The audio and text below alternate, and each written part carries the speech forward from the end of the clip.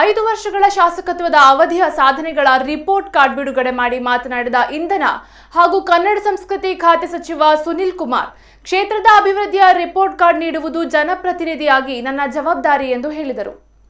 ಕಾರ್ಕಳ ಕುಕ್ಕುಂದೂರು ಗ್ರಾಮ ಪಂಚಾಯತ್ ಮೈದಾನದಲ್ಲಿ ನಡೆದ ಕ್ಷೇತ್ರದ ಸಾಧನೆಯ ರಿಪೋರ್ಟ್ ಕಾರ್ಡ್ ಅನಾವರಣಗೊಳಿಸಿ ಮಾತನಾಡಿದರು. ಮೂಲಭೂತ ಸೌಕರ್ಯಗಳ ಜೊತೆ ಬೃಹತ್ ಪ್ರಮಾಣದ ಪ್ರಾಜೆಕ್ಟ್ಗಳನ್ನು ತರುವ ಮೂಲಕ ಅವಿರತ ಪ್ರಯತ್ನ ಮಾಡಲಾಗಿದೆ. ಡೀಮ್ಡ್ ಫಾರೆಸ್ಟ್ ಸಮಸ್ಯೆ ಪರಿಹರಿಸಿ ಹಕ್ಕುಪತ್ರ ವಿತರಿಸುವ ಮೂಲಕ ಜನರಿಗೆ ಪ್ರಾಮಾಣಿಕ ಪ್ರಯತ್ನ ಮಾಡಲಾಗಿದೆ ಎಂದರು. ಉದ್ಯೋಗ ವಂಚಿತ ಯುವಕರಿಗೆ ಉದ್ಯೋಗ ಸೃಷ್ಟಿಸುವ ಸಲುವಾಗಿ 3,000 ಕೋಟಿ ವೆಚ್ಚದ ಬೃಹತ್ ಆಪ್ಟಿಕಲ್ ಫೈಬರ್ ಕೇಬಲ್ ಆಧಾರಿತ ಪ್ರಾಜೆಕ್ಟ್ ನಿರ್ಮಾಣಕ್ಕೆ ಈಗಾಗಲೇ ಸ್ಥಳ ಪರಿಶೀಲನೆ ನಡೆಸಿದ್ದು, ಮುಂದಿನ ದಿನಗಳಲ್ಲಿ ನಿರುದ್ಯೋಗದ ಸಮಸ್ಯೆ ಬಗೆಹರಿಯಲಿದೆ ಎಂದರು. ಎಂದು ಆಳ್ವಾಸ್ ಶಿಕ್ಷಣ ಸಂಸ್ಥೆಗಳ ಅಧ್ಯಕ್ಷ ಮೋಹನ್ ಆಳ್ವಾ ಮಾತನಾಡಿ, ಕಾರ್ಕಳದ ಜನರನ್ನ ವಿಶ್ವಾಸಕ್ಕೆ ತೆಗೆದುಕೊಂಡು ಕಾರ್ಕಳ ಉತ್ಸವ ಥೀಮ್ ಪಾರ್ಕ್ ಮೂಲಕ ಜನರ ಮನ್ನಣೆಗೆ ಪಾತ್ರವಾಗಿದೆ. ಕೋಟಿ ಕಂಠ ಗಾಯನದ ಮೂಲಕ ಸಚಿವ ಸುನಿಲ್ ಕುಮಾರ್ ಕರ್ನಾಟಕದ ಮೂಲೆ ಮೂಲೆಗಳಲ್ಲಿ ಜನಜನಿತರಾಗಿದ್ದಾರೆ ಎಂದರು. ಸಭೆಯಲ್ಲಿ ಬಿಜೆಪಿ ಹಿರಿಯ ಮುಖಂಡರಾದ ಬೋಳ ಪ್ರಭಾಕರ ಕಾಮತ್, ಗೇರು ನಿಗಮದ ಅಧ್ಯಕ್ಷ ಮಣಿರಾಜ್ ಶೆಟ್ಟಿ ಸೇರಿದಂತೆ ಹಲವರು ಉಪಸ್ಥಿತರಿದ್ದರು. ಒಂದು ರೂಪ ಕೊಟ್ಟು ಇವತ್ತು ಹಾಡಿದ್ದನ್ನು ನಾವು ನೋಡಿದ್ದೇವೆ.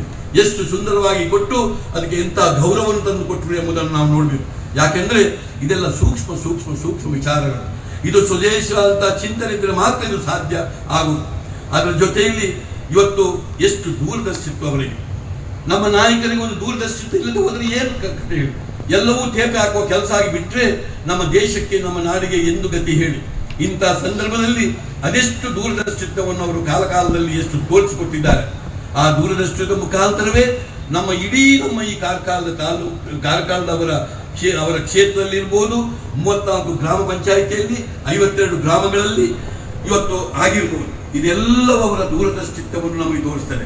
ಯಾರಿಗೆ ದೂರದರ್ಶಿತ್ವ ಅದು ಇರಬೇಕಾಗಿದೆ. ಯಾಕೆಂದ್ರೆ ನಾವು ನಮ್ಮ ಒಂದು ದೂರಕಾಲ ಬದುಕಿನ ಇದ್ದಲ್ಲಿ ಇದೀಗ ದ್ವಿತೀಯ PUC ವ್ಯಾಸಂಗವನ್ನ ಮಾಡ್ತಾ ಇರುವಂತಹ ಸನ್ನಿಧಿ ಕುಲಾಲ್ ಸಂಗೀತ ಕ್ಷೇತ್ರದಲ್ಲಿ ಅದ್ಭುತವಾದ ಸಾಧನೆಯನ್ನು ಮಾಡುವಂತಾಗಲಿ, ವ್ಯಾಸವನ್ನು ಕಲಿತು ನಾವು ದೊಡ್ಡದಾಗಲಿ ನಮ್ಮ ಕ್ಷೇತ್ರದಲ್ಲಿ ನಾವು ಕೆಲಸ ಮಾಡಿಕೊಂಡು ನಮ್ಮ ವಿರುದ್ಧ ದಿಕ್ಕಿನ ಲಿಂಗದವರನ್ನು ಮದುವೆಯಾಗಿ ನಾವು ದಾಂಪತ್ಯ ಜೀವನವನ್ನು ಮಾಡಿ ಆಮೇಲೆ ನಾವು ಕೂಡ ಹಲವು ಮಕ್ಕಳಿಗೆ ಜನ್ಮ ಕೊಟ್ಟು ನಾವು ದೀರ್ಘಾಯುಷ್ಯ 100 ಕಾಲ ಬದುಕಿ ಆಮೇಲೆ ಸತ್ತಾಗ ನಮ್ಮ ಜೀವವು ಕೂಡ ಸೇರುವುದು ಈ ಮಣ್ಣಿಗೆ. ನಾವು ನಮ್ಮ ಕರಪತ್ರದಲ್ಲಿ ಮತ್ತು ಭಾಷಣಗಳಲ್ಲಿ ಹೇಳಿದ್ವಿ, ನಾವು ಸ್ವರ್ಣ ಕಾರ್ಕಳವನ್ನು ಮಾಡ್ತೇವೆ, ಸ್ವರ್ಣ ಕಾರ್ಕಳವನ್ನು ನಿರ್ಮಾಣ ಮಾಡ್ತೇವೆ, ಅದಕ್ಕೊಂದು ಅವಕಾಶವನ್ನು ಕೊಡಿ ಅಂತ.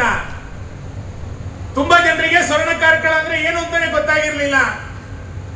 ತಮಾಷೆಗೆ ನನಗೆ ತುಂಬಾ ಜನ ಹೇಳ್ತಾ ಇದ್ರು, ಸ್ವರ್ಣ ಕಾರ್ಕಳ ಮಾಡ್ತೀವಿ ಅಂತ ಹೇಳ್ತಾರೆ, ಬಹುಶಃ ಮನೆಗೆ ಬಂಗಾರ ಕೊಡ್ತಾರೆ ಅಂತಾನೆ ಹೇಳ್ತಾ ಇದ್ರು. ನಮ್ಮ ಉದ್ದೇಶ ಇದ್ದಿದ್ದು ಸರ್ಕಾರದ ಎಲ್ಲ ಇಲಾಖೆಯ ಕಾರ್ಯಕ್ರಮಗಳು ಕಾರ್ಕಳಕ್ಕಾಗಬೇಕು. ಕಾರ್ಕಳದಲ್ಲಿ ಸೌಲಭ್ಯ ಇಲ್ಲ ಅನ್ನುವ ಕಾರಣಕ್ಕೆ ನಮ್ಮೂರಿನ ಜನ ಬೇರೆ ಊರಿಗೆ ಹೋಗಬಾರ್ದು. ಇದು ಸ್ವರ್ಣ ಕಾರ್ಕಳದ ಕಾರ್ಯಕ್ರಮವನ್ನ, ಕಾರ್ಕಳದ ಅಭಿವೃದ್ಧಿಯನ್ನ